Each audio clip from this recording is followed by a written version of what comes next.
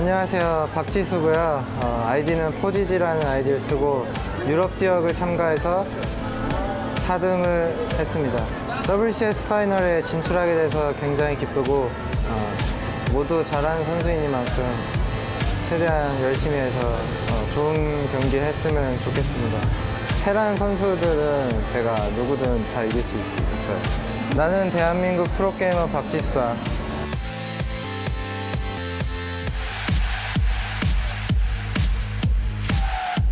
네, 안녕하세요. 저는 리퀴드 히어로라는 아이디를 쓰고 있는 프로토스 북미 지역 1위 송현덕이라고 합니다. 잘하시는 한국 프로토스 분들이 많으신데 그중에 제가 그 결승 시즌 파이널에 진출하게 돼서 참 영광으로 생각하고 있습니다. 딱히 라이벌이라고 생각하는 사람은 없고요. 그냥 누구든지 그냥 다 이길 자신이 있습니다. 저는 대한민국 프로게이머 송현덕입니다.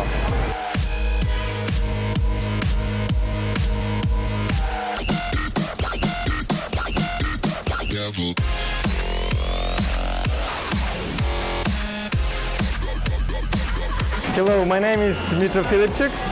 I'm playing Zerg. I'm from Europe and I'm get top 3 in Europe. I feel really it's very hard. I have a really tough group, so I will try to play just my usual play, and I hope it will be fun to watch. Seoul is really great. I like it. It's a really nice city. I was it before, and I like to be here once more time. It's a really pleasure to be here. I'm Ukrainian professional gamer Dmitry Filipchuk, Dimaga.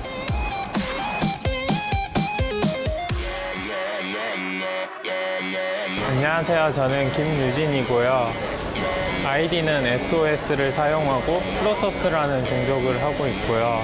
한국 대회에서 4위를 했어요.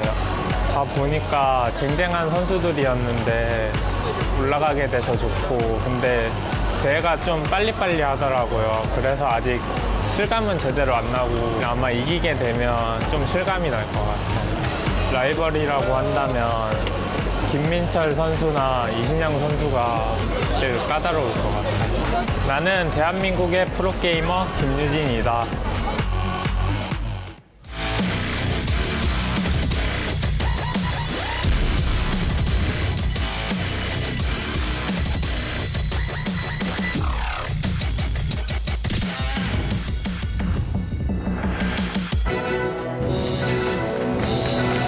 Ladies and gentlemen, welcome back.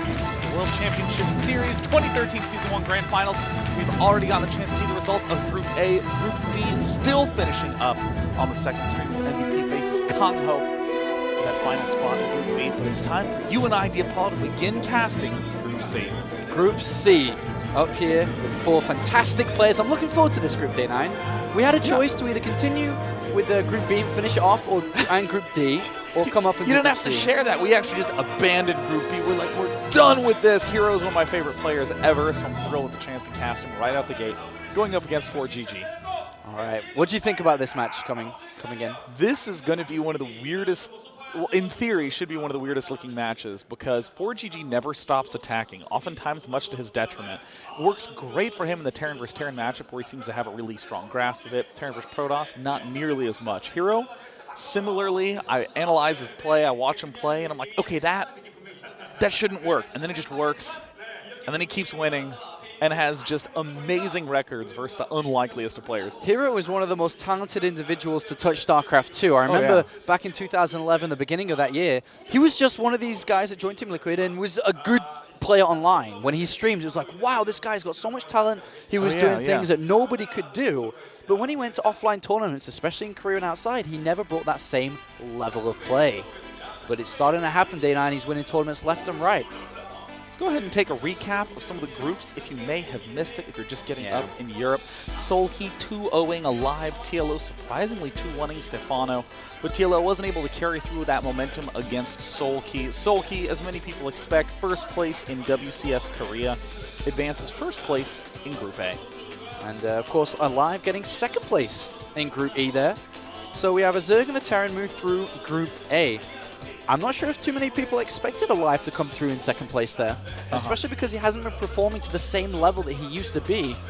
But Group B still currently going on, as we see Alicia went through straight away at the start, and there we see Kangho and MVP playing for that last final slot. Yeah, and I mean, that's definitely going to be an interesting match, given the fact that obviously MVP, one of the best players in the world, but Kangho showing this weird style that really seems to just roll over absolutely all the Biomine style openings. I mean, it's really amazing to see this Speed Roach, Speed Bane, Speed Ling crushing everything over on Group B. He was doing incredibly well, but we'll see, or I guess not on this stream you won't, but on the other one, we'll see how MVP does against Kangho. Will he change up? Tanks coming in? But this is the group that we're going to be following up here on the main stream at OGN. Hero, ForGG, SOS, and Symbol. I honestly cannot wait to see the games in this group. SOS is increasingly becoming one of my absolute favorite players. Hero already one of my favorite players. ForGG, you know, I feel like he should be one of my favorite players given the quality of games that he delivers and his insanity. Symbol, though, I would probably say of the top tier, amazing, unbelievable people in this tournament, he's one of the more standard, one of the more predictable and expectable players. Yeah, Symbol is very aggressive, but SOS is the guy that stands out. SOS and Hero just stand out really, really much so in this group. SOS is so unpredictable, dangerous, and we'll talk about that group again once we get into it, but Group D, Innovation, second place in the recent GSL Finals, Revival, Zamaga, and Row the Boat. Yeah, I mean, I was not expecting a Row the Boat reference at any point in this match, but you, of course, continue to surprise me. Apollo. Innovation, I think a lot of people are considering to be a favorite in Group D. Demaga, the last foreigner in this tournament, the last opportunity to put a win up there for the non-Korean folk. It's going to be a very difficult group, though, for Demaga. Of course, Innovation, just, you know, one of the world's best players at the moment. Revival, very dangerous. Roro, also a pretty solid player. But we are here to find out who's moving through Group C at the Season 1 Finals of the first WCS there. And the first map is my favorite map. Both these players love this map. It's Neoplanet S. This is the map where there's so many different angles of attack. For drops, there's the inner, outer ring. There's the center with the 2 gold expansions. We don't really get the chance to see those get taken very much at all. All right, so here is our first participant in Group C. It is, of course, Team Liquid's Hero, who has a pretty solid record in WCS so far. Of course, he's been playing in America, but 18 wins and 5 losses, 78.3% overall, and was the American winner. That's Captain also, America. He is Captain America, and in fact, he doesn't even need heart because he already has enough of that to go around. He does. He's a wonderful guy, cares so much about his game, so much about his fans, is one of the players with the highest amount of passion. We'll see if he's able to deliver today, feeling confident. Feeling very confident, as we saw in that pre-game interview. And very significant to note, Liquid Hero is the #1 WCS point ranker. The top point rankers in the WCS system will all be invited to BlizzCon 2013 to be crowned the champion of the entire year. He's already, has an amazing ability to win seemingly any foreign tournament, or at least perform in winning fashion. But he is going up against Millennium's ForGG, who is returning back to Korea. He left Korea when his Starcraft 2 Switch came over a couple months into it, moved to Europe to dominate, and now he's back here as a former Star League winner back in the day, 2008, and returns to play on stage here. 3-0 J-Dong in that MSL Finals. Still pretty important to note that the style that he was winning Star Leagues in the Brood War days is the same style he carries on over to StarCraft 2. Tons of attacks. Attack, attack, attack. He has odd timings that give him edges. He has just, he's willing to throw units into the mix and assume that he will micro his way out, but I think the one player on the planet who can definitely out-wiggle him is going to be Liquid Hero. Hero is definitely something special, for sure. ForGG is currently at his peak, I'd say, in StarCraft 2, but now he returns back to Korea, and let's really see where he is, because yes, he's been in Europe, he's been playing in Europe, but now it's time for the big game here, Day 9 on stage, against Hero to open us up in Group C. Neoplanet S, ForGG, no doubt going to be opening with one of those probably typical Reaper openings, getting the usual scout, but I think it's Hero who's going to be the one bringing the surprises. So, here we are, map #1 of this best of 3, the round of 16 Group C match #1. Very excited for this game to kick off. As of course, spawning up here in the top right is Liquid Hero. Uh-oh. Okay. Everything's okay. And down in the bottom left, from Team Millennium, is the aggressive Terran, ForGG. If we take what ForGG said in that little pre-game interview, or pre-tournament interview, I suppose you could say, is that if he gets a Terran player, he'll win, no matter what. He's very confident his Terran versus Terran has got a ridiculous win record in that matchup, but there is not another single Terran player within this group. Oh, That's yes! us. That's yeah, there it is! That's yeah. me! That's Woo! you! That's you, that's me! That's the two of us. Ah, it's us. It's us. Whew. Oh, wow, that was really good. I really like that. That panned out well. And of course, I don't know if the audience, wonderful audience out here, can actually hear us. No, they can't. I know some of them have Maybe earbuds they do. in. Maybe they can. Can they hear us? If you can hear us, please Oh, wave. yeah. Oh, Jesus, they can. Thank you. Oh, we got to be careful not to play great. rock, paper, scissors with these guys. They can hear everything we say. Oh my God! And the important thing about rock paper scissors, as you know, is information, Diapollo. It's all about It's the ability to information. listen in and know exactly what and when and why they're going to scissors. See the probe scouting up along the top lane. Pretty typical formation from Liquid Hero. But no second gas. I'm so surprised to see the lack of second gases from all the Protosses that we've been watching in this event. Remember, you can go over to the Facebook page, as you can see on screen, facebook.com/OGN. Oh, no, wait. That's OnGameNet. Okay, OnGameNet Global. And the live event code is there. You can't copy and paste it. You have to print screen it and then do it. Keep in mind, just go over to facebook.com/OnGameNetGlobal. Paste it there and you have a chance to win. All right, so Amazon ForGG, gift card. no gas, one barracks expansion play. This is, in Europe especially, is the build to use in Terran vs Protoss. ForGG, Happy, Lucifron, all of them do it. They go one barracks command center and they pretty much play how Terran vs Protoss used to play in Wings of Liberty. It's exactly the same. Play that Wings of Liberty-esque style? Yes. I don't know how much I'm... It's Yeah, very I mean, popular at the moment in the European scene. I mean, it looks like Hero already has his response planned out, pulling some out of gas initially. Will he actually go straight for the Nexus? Of course he will. He's going to get it long before he even has the opportunity to get his Mothership Core. Given the fact that you actually can get that Mothership Core out, we're seeing players have to build that bunker before going for Barracks 2 and 3. And the end of Wings of Liberty was really popular to get Barracks 2 and 3, and then soon enough, Gases 1 and 2 before building the bunker. But now the fact that Zealot, Stalker, Mothership Core pressure will overrun a bunkerless Terran, players got to play a little bit more conservative. And especially if you're going to, by the looks of it, go for a third command center right away here. You're going to want to be getting that bunker down as we see the third command center coming in. So Oh my God. ForGG, Oh my God, what's this probe doing in the middle of the map? Because it's Hero. Probably it's should make a Hero. big deal about it. It's just probably a probe that's hiding there. But still, what if he expands? maybe. Then he'll lose. I mean, That'd be maybe. it's very weak play. All right, Day9, with this third command center play, that's going to go pretty much unspotted. It's very difficult to see this. The Mothership Core is never going to take a risk and go across the map at this stage. I'm not too sure if he got a sentry yet. I don't think he did, right? He is going for the typical 5:15 robo. I'm an enormous fan right now of beginning to gear up for the double forge. 7 minutes used to be kind of a more typical timing. It's getting earlier and earlier.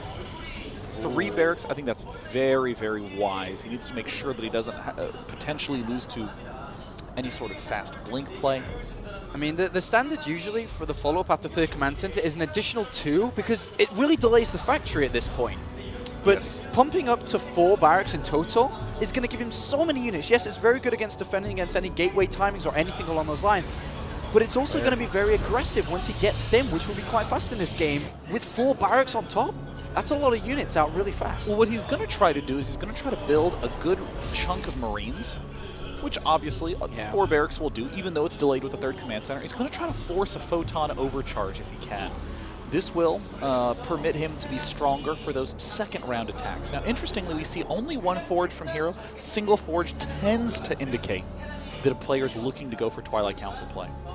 All right, we'll see what happens there. As the Mothership Core is making its way across here. He's got to be so careful. He does have enough energy to recoil if he gets in a sticky situation. But he is going to go in and spot all these 4 barracks. It's going to be hard to tell when the barracks went down, unfortunately, because, I mean, at this point, he doesn't know if there's a third command center or not. He's having a look around. He checks the gases. Okay, so he checked the gases, and now he knows there is a third command center because the gases are quite light here. Yeah, yeah. And now what's his reaction to this? He's getting the armor upgrade first. Well, he hasn't quite done anything yet. I mean, this is right around the time when if ForGG wanted to do some marine pressure, he would do it now. I think that's actually a really wise time to do marine pressure too, because most of the attacks that would really threaten you are happening at 7:15, 7:30. So we're already at 8 minutes. No reason not to make a little poke if you expect him to do what most Protosses do and be like, I have Mothership Core, I'm never building units again. Well, Hero has an observer inside the main base. It spots the factory. It spots the additional add-ons coming down too. So the Robotics Bay has come down with a couple of gateways too. Hero is, I mean, at this point, do you even try to do anything against the third command center? You can't really, surely. There's really not a good way to exploit it other than with, you know, like a second forge or that sort of thing. We're seeing a surprisingly defensive Hero. I'm amazed to see the 2 Zealots and the extra sentry there. So this is looking very much so like the canonical defense in Protoss. Twilight Council tends to focus on Blink with only 4 gateways. The Forge is just going to chrono boost that extra attack afterwards. The good old hallucinated Oracle to both scout, maybe force a huge error. Yeah, it didn't happen though. 4GG's kind of said, all right, well, it's not going to be real, and didn't even move his SCVs. Oh, dear me, I just shrunk. Hold on. Wow, that, in the current context of people watching the game and you saying that, that made virtually no sense. I'm sorry, I actually pressed the button on my chair and I shrunk down. But yeah, we do have the 1 forward straight over to the Twilight Council here. No Thermal Lance has been researched. Getting Blink down. He's just going straight over to Templar Archives here by the looks of it. Now what I'm interested in is that there's a grand total of 7 barracks down. That's a lot of barracks. 7 barracks. There's 2 with reactor. Knowing 4GG, he probably will not.